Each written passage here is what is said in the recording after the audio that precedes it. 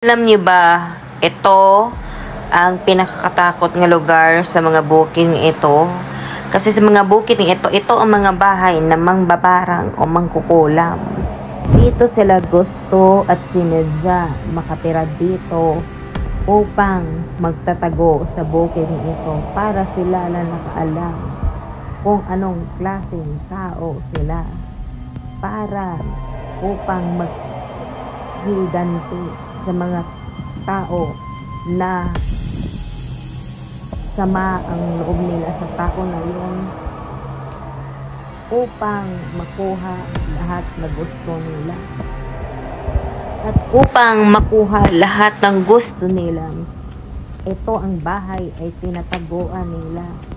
Sinadya talaga nila magtira sa bahay sa mga bukid na magkulam at mababarang upang matagumpay ang kanilang gagawaing ritual at mga kapangyarihan. Sila ay isa lang ang nakakagulat pa dyan ay hindi lang silang mambabarang pero sila ay kumakain ng mga laman ng tao.